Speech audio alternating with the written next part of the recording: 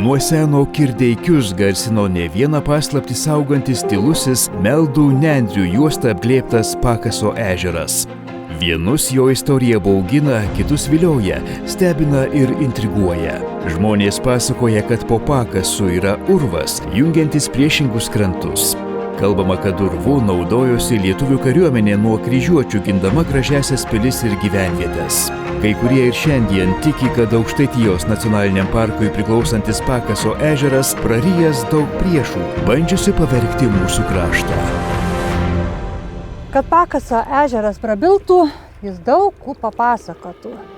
Kiek yra legendų apie jį sukurta, kiek visokių atsitikimų jame yra būta. Tačiau viena iš legendų, kurių aš esu girdėjus, tai kad čia vienam iš Pakaso ežero krantų stovėjo malūnas. Jame gyveno malūnininkas ir turėjo dukrą, vardu Rasa. Vieną vakarą užklydo pirklys ir jam labai patiko malūnininko dukra ir jis įsimylėjo. Tačiau pagyvenę savaitę laiko pirklys dingo. Mergaitė labai liūdėjo, kadangi jinai liko besilaukianti ir jai buvo labai gėda prisipažinti savo tėvui ir jinai vieną vakarą išėjo į Pakaso ežerą ir nusiskandino. Ir po šiai dienai vietiniai gyventojai pasakoja, kad vakare, kai pakyla ežero bangos, matosi, kai banguoja juostos. Ir čia skaito, kad yra tos dukros Rasos kasos. Šiandien Aukštaitijos nacionaliniam parkui priklausantis Pakaso ežeras tapęs vietinių ir turistų traukos tašku. Čia laikas sustoja. Žingsniuojant pažintiniu taku akis džiugina nejučiomis į pasaką 12 brolių juodvarniais lakstančių, nukeliantys regiono menininkės Indrės Milkės ir vietos žmonių rankomis kurti sparnuočiai.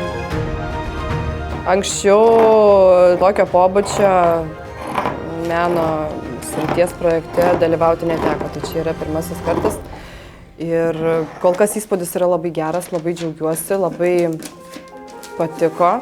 Buvo labai netikėta, nes iš pradžio, kai man pasiūlė, aš galvoju, ką aš čia darysiu, ką aš čia veiksiu, bet kaip supažindino su mintim, kad yra tų 12 brolių juodvarniais lakstančių ir jie vilki apsiaustus. Ir tada supratau, kad jo, čia yra mano sritis ir aš čia pilnai galiu išgyventinti šitą idėją ir tuos apsiaustus pasiūti taip, kaip aš suprantu, taip, kaip aš įsivaizduoju. Tai čia vėl kūryba tokia. Kurti, dalintis idėjomis, perteikti įgytas žinias kitiems. Didelė laimė, sako Indrė, atradusi kūrybos džiaugsmą bendrystėje.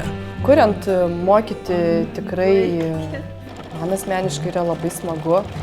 Ir kai šitas siuvimas mane tiek veža, man taip yra įdomu, tai aš kitą kartą net pasijaučiu nepatogiai, nes aš tiek įsiplečiu, kad jau tas, kurį aš mokau, jau atrodo, gerai, supratau, o aš dar tiesiu, kad čia noriu vis, bet dar čia taip galim, bet čia jeigu padarysi taip, tai va čia taip bus. Labai mėgstu įsiplėsti, nes noris kuo daugiau tų savo žinių perteikti. Nekurti jau nebegalėčiau, teigia Indrė, kurios darbai džiugina ne vieną Utenos krašto gyventoją. Kai sako žmogus, jeigu nori nedirbti, susiras mėgstamą darbą, tai nežinau, man tai tikrai teikia labai daug džiaugsmo, aišku, būna visokių dienų. Kartais tikrai nesiseka ir tą pačią užtrauktuką, tarkim, siuvi ten 5 kartus ir vis tiek nesutaikai ten siūlių lygiai, kad būtų tiesi graži linija. Jo, tokiam akimirkom, kartais susinervini, bet tai padedi į šoną, nueini kažką kitą padarai. Tada vėl sugrįžti ir padarai teisingai, kaip reikia, tvarkingai.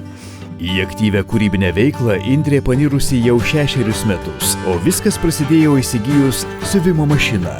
Tai nusipirkau tokią buitinę mažytę Janoną mašinytę. Labai patiko. Tiesiog iš senos vyro baltos maikės pasiuvau savo 6 mėnesių dukrytei suknelę. Tai tiesiog, aš tokia buvau laiminga, kad man taip gražiai gavos, nes aš, aišku, dabar jeigu aš ją pažiūrėčiau, tai jinai man būtų tikrai baisi, ten siūlės baisios kreivos, negražiai palenkta, kaklas gal atviepęs ir panašiai. Bet tuo metu man jinai buvo tokia graži ir aš, tiesiog net aš neužsikabinau. Ir žiūriu, kad mane kabina šitas reikalas, patinka ir vis sudėtingesnius tuos siuvinius pradėjau siūti. Tai va, tarkim, jeigu prieš 6 metus aš sugebėjau tik iš vyro senos maikės pasiūti paprastą trikotažinę suknelę dukrai, tai šiai dienai aš jau švarką pasisiuvu.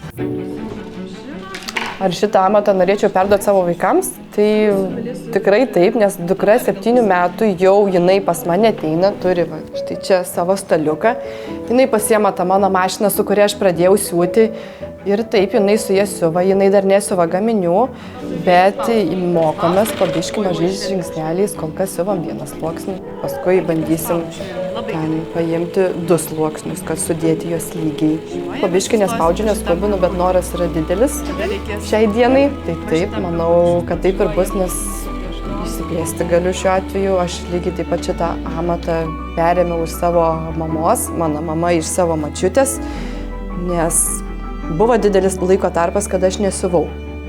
Bet patys pirmieji kartai, kada aš paėmiau siuvimo mašiną, tai buvo dar vaikystė, kai aš dar nėjau mokyklą. Aš dar buvau darželinukė. Močiutė turėjo tokią senovišką, tikrai senovišką mašiną, kuri buvo su pedalu ir su diržu. Ir tą pedalą kaip išmindavai ir po biškį tą mašiną įsivažiuodavai. Ir atsimenu, kad būdavo labai sunku tą momentą pagauti, kad ne per greit, ne per lėtai, nes jeigu ten nusikirti, tada jau užsikirti siūlas, jau tada viską reikia iš naujo daryti ir viską iš naujo pradėti. Tai jo, tai atsimenu tas akimirkas, kada su tą močiutės mašiną įsiūdavau. Ir maža megzdavau, ir šunis apmegzdavau, ir vištas pasisodindavau, vežimėlį vežiodavau. Šiandien esu laiminga galėdama kurti žmonėms šypsosi vaizdingame krašte gyvenanti moteris, o ypač ją džiugina šilti, paslaugus ir kūrybingi apylinkių gyventojai. Tikrai šio regiono žmonės yra labai paprasti, nuoširdūs, draugiški, atviri, sakau, pagalbos ranka visada bus ištiesta, niekada niekas neapsuks nugaros ir tikrai bus pirmoji eilė, kad tau padėtų. Kartais kažko nežinai, kaip ką daryti, paimi, pasiskambini ir tu tokį genialų patarimą išgirsti, kad galvoji, kur aš anksčiau buvau.